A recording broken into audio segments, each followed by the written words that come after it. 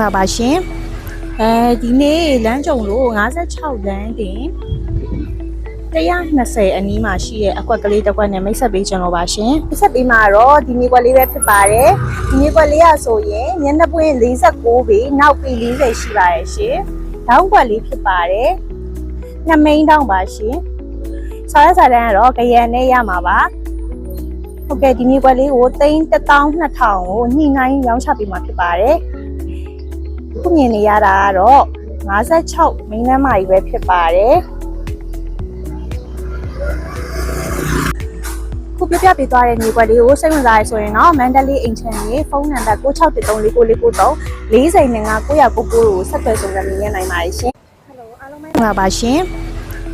ဒီနေ့လမ်းကြုံလို့56လမ်းတင်120အနီးမှာရှိတဲ့အကွက်ကလေးတစ်ကွက်နဲ့မိတ်ဆက်ပေးကြလို့ပါရှင်မိတ်ဆက်ပေးမှာတော့ဒီမြေကွက်လေးပဲဖြစ်ပါတယ်ဒီမြေကွက်လေးကဆိုရင်မျက်နှာပွင့်49ပေနောက်ပေ40ရှိပါရဲ့ရှင်ဒေါင်းကွက်လေးဖြစ်ပါတယ်ညမိန်တောင်းပါရှင်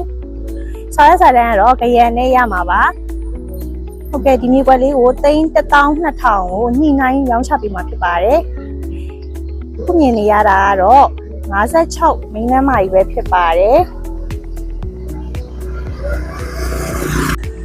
ခုပြပြပေးသွားတဲ့မြေကွက်လေးကိုစိတ်ဝင်စားရဆိုရင်တော့မန္တလေးအိမ်ချမ်းကြီးဖုန်းနံပါတ်96134949 40နဲ့999ကိုဆက်သွယ်ဆောင်ရွက်နေနိုင်ပါတယ်ရှင်